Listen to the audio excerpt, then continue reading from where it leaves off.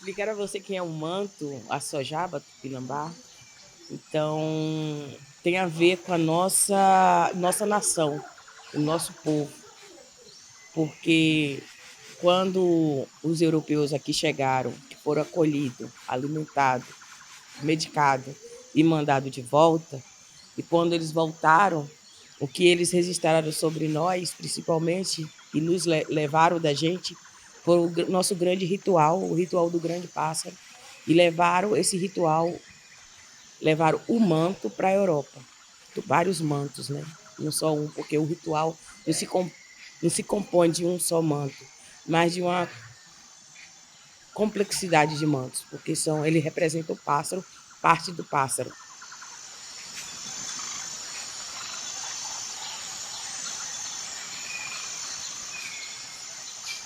E o manto, ele é um presente do céu para a terra.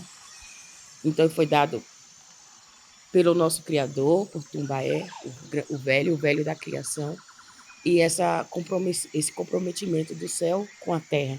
E os guardiões, quem utiliza esse manto é os pajés e são as magés, que são as mulheres que têm essa condição de ter o poder, que são líderes espirituais, que são guardiã da semente, que faz a terra brotar, germinar. Então, tudo isso compõe a linguagem do manto. Se for falar do manto, você não vai pensar só naquela camada de penas vermelhas do pássaro-guará, mas você vai ter que pensar em toda a complexidade da natureza, dos biomas, em que lugar essas penas vieram, de que condição, como é formado, como é tratado, como é colhido, porque não é de qualquer jeito. Então, tem uma relação da natureza, do cosmos e da feitura do próprio manto. Então, falar do manto, dizer como ele é, na verdade, o manto se faz. Eu não faço o manto. O manto ele, para mim, ele é uma personalidade, ele existe, ele é o nosso Deus na Terra, porque as pessoas pensam outra coisa, né? Tem uma imagem, uma escultura, alguma coisa assim. E para a gente, o próprio manto que se faz, ele é o nosso próprio Deus na Terra. E ele imanta as pessoas, ele imanta o pajé que vai fazer a cura, ele imanta a magé que vai fazer a cura, que vai passar os ensinamentos. Então, essa condição que o manto nos traz e que foi falado para mim pelo Gavião e pela Araponga. Então, eu tenho um espaço de comunicação que as pessoas falam assim, mas você usa um celular e você não sabe de onde está o fio, mas você está conseguindo falar com uma pessoa do outro lado. Explique isso. Mas você sabe que tem uma linha, tem uma comunicação, acontece, imagens, transmite imagem, tem isso e aquilo. Porque é difícil de escutar um pássaro que está cantando e entender a linguagem dele e ele te questionar e você entender o que ele está falando e traduzir para a sua língua. É interessante você aprender alguém falando uma língua diferente e você traduzir para o outro que nunca entendeu aquela língua e falar. Só que nesse comando de comunicação, em que o Araponga e o Gavião se comunicaram comigo, que eu participei de um alcará, uma assembleia, né, dos pássaros, e eles falando da existência dos nossos deuses sobre essa terra e precisava ecoar a voz do nosso Deus e trazer essa manutenção da existência, da permanência dos nossos deuses sobre essa terra. Nossos deuses e nossas deusas, né? O pessoal pensa que existe só um Deus único. Aí eu perguntei ao Gavião, aí o Gavião, não existe um Deus único. Se você pensar no oposto também, esse oposto também é Deus. Então, e os nossos deuses tinham sido diluídos, mas eles existiam. Aí eu, como assim?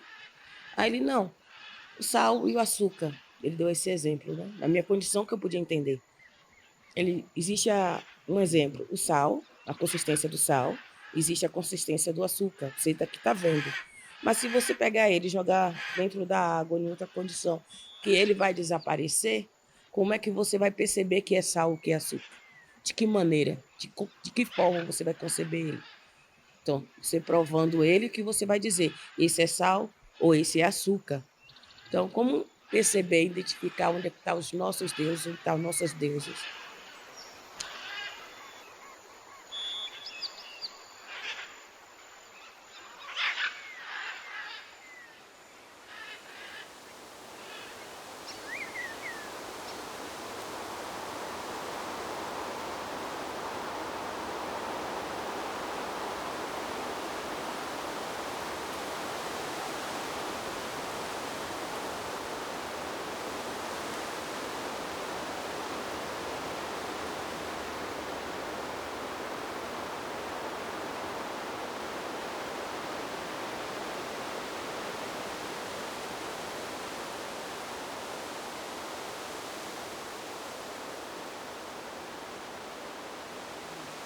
E aí eu vim contar sobre o meu trabalho que eu faço, né? Inclusive, o nossos, na nossa aldeia, eu trabalho lá com as ervas medicinais, é, faço trabalho lá com o meu povo, né? É, e mostrar sobre o meu trabalho, o que eu faço, o meu desenho sobre as plantas que eu uso, né? É, e os bichos também, que eu também tem uns bichos aí que eu aproveito, faz os remédios também, do couro, para muita coisa também serve, né? Esses bichos que vocês estão vendo aí, aí eu trabalho também, eu faço remédio para asma, essas coisas, eu aproveito tudo. Tudo, qualquer bichinho que você está vendo aí é o meu trabalho, o que eu faço lá na nossa aldeia, né? E aí eu estou aqui representando o meu trabalho sobre a minha avó sempre do passado. Muitos eles é, faleceu, levou, né? Uns não passou, que não teve essa oportunidade de hoje, como eu estou tendo, né? Para estar mostrando o nosso trabalho de antigamente, do nosso passado, nosso povo, né? Que foram embora. E aí algum pegou e algum não, eles não passaram, algum a gente não pegou o nosso passado, que eles são muito acanhados, não passou para a gente, mas eu já vim durante trabalhando com minha avó, ela é uma mulher, ela pegar muita criança e, é, e a outra avó também, que era a avó materna da minha mãe. Aí, quando ela ia pegar os bebês das mulheres, né? Aí eu ia atrás dela, grudar eu falei assim, sobre a gente tem um dizer que tá na beira da saia da avó ou da mãe, né? E aí eu ia com ela, quando chegava lá, ela falava assim, ô Japira, vai ali pegar um mato que para eu fazer o banho para poder aquela paciente para ganhar neném rápido. Aí eu ia lá, pegava os matos, fazia os banhos, entregava para ela, ó, minha avó está aqui. Aí ela levava lá para dentro, dava o banho na, na, na barriguda que estava para ganhar neném. E aí a gente fazia esse óleo e passava na barriga para juntar o menino para sobre quando ele nascer rápido, né? Aí é onde que eu também fui aprendendo também, né? Mas eu já trouxe aquele dom já da gente, quando a gente nasce, a gente já traga um dom, né?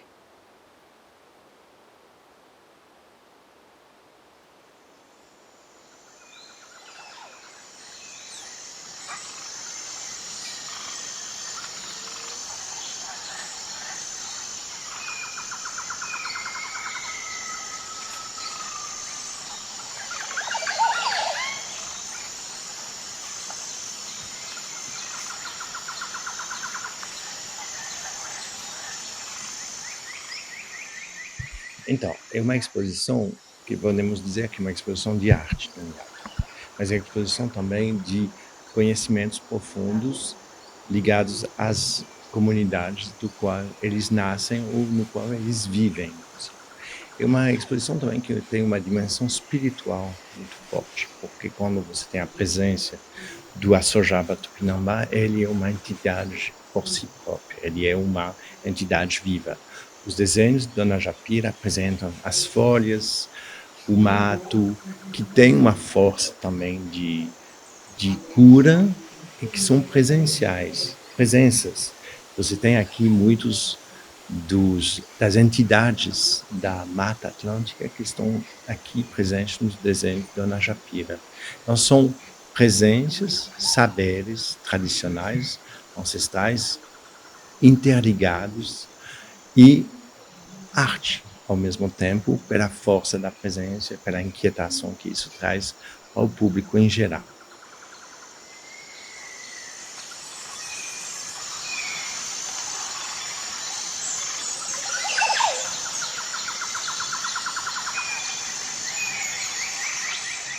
e a gente pensou que seria muito importante a gente ter também na exposição um formato epistêmico diferente, né, do livro e das pesquisas acadêmicas, para a gente poder registrar, perceber e compartilhar esse conhecimento.